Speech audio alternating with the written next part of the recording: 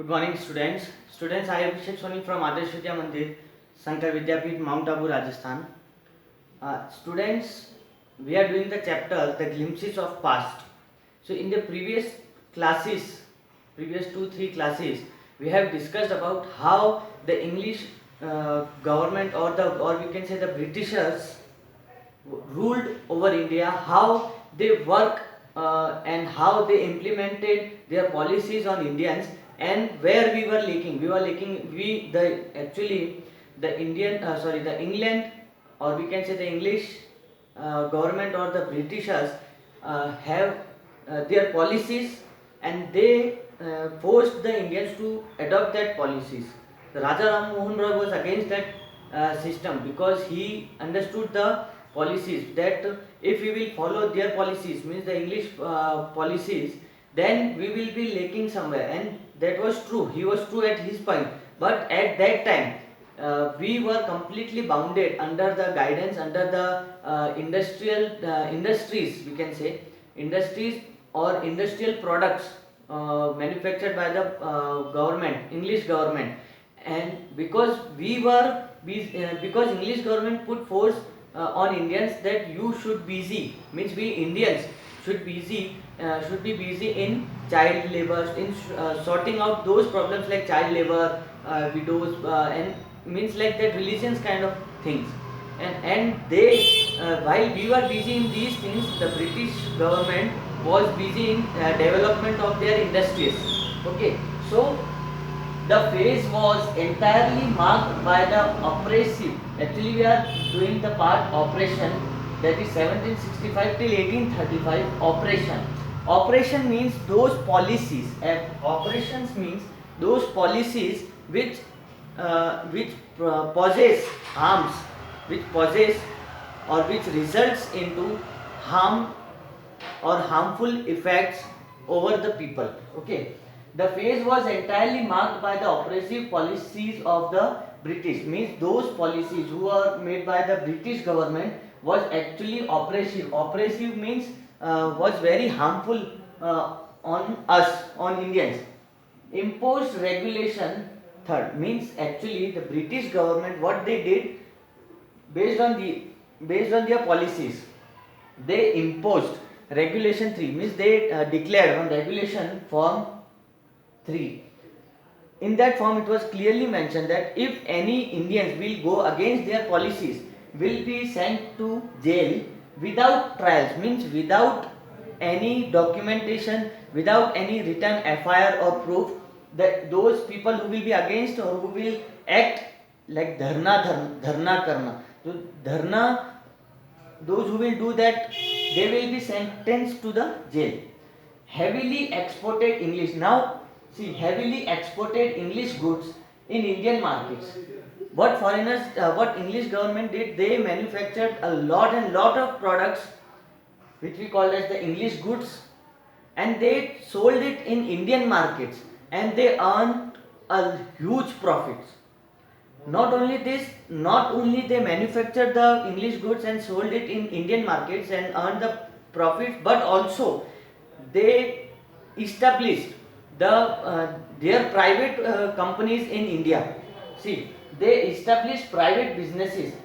Okay, and by establishment of the private businesses in India, they also earned a huge profits.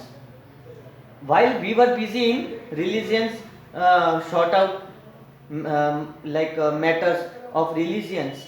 Okay, with every passing day, means as the day were passing, the Indian industries were ruined.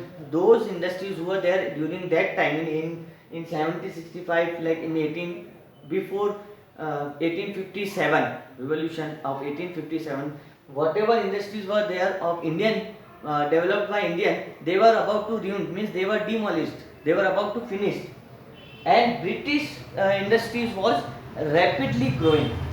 Okay, because they have put their legs in Indian markets, and they were selling the English goods in Indian markets with an earning of huge profits. And by putting Indians in force that you have to solve your religion's problem, Okay, deep-rooted dissatisfaction. Now, see, the second is dissatisfaction. 1835-1856. What are the dissatisfaction? Means what made dissatisfaction means we were not satisfied. If you will not satisfied with anything, you will not follow that, isn't it? So same as dissatisfaction. Deep-rooted dissatisfaction had seeped among the Indians by this time. Means during this time, during 1835, whatever were the policies of the British government, the Indians were completely forcefully, we can say forcefully put into the trouble. British replaced now what a Persian and Sanskrit language. Now what were the dissatisfaction that we actually it's a dissatisfaction is a topic that we are discussing. Like okay, the thing is during that time in 1835, before 1857 we can say before 1857, British government actually they put a ban on Persian and Sanskrit language. They were like that the Indians should not use the Persian and Sanskrit language. Means if we will not use our mother language, Hindi or Sanskrit or Persian language, what we will use? We will use English. Okay, the foreigners forced the people to use English, and they selected some Indians, and they taught them English language. Why? If they will select Indians and they few Indians and they will teach English, then what others will also see and they will also learn. Means our language is about to demolish. Okay. So they taught Indians English language without any uniformity and created a new class of intellectuals who could work as clerks or middlemen between the Indians and the British. Means if they will, what was their policy? They hired the Indians, they selected the Indians, they taught them English language, and they offered them a job to behave a clerk, a job of clerk, or to behave a middleman between the Indians and the British. Means a middleman means what? Dalal, we can say. These intellectuals invested a lot of faith in the English education. Now those people who were taught English, they believed a lot. They had a strong faith in English education and English policies. But British government did not care a little about. However, the reality was that the British cared little, or we can say they negligible care they took about those Indians. Now many Indians lost their existing jobs and positions. So because of that uncare, or we can say careless behavior, many of the people lost their jobs and positions. Now by 1856, means as the time passes, by the end of 1856, the British had completely established their rule on nearly the whole of India. They completely overtaken the Indian, or we can say India. Okay, so that's all for this class, students. If you not getting what I said, you just go through the chapter again in details. This is the short summarized thing.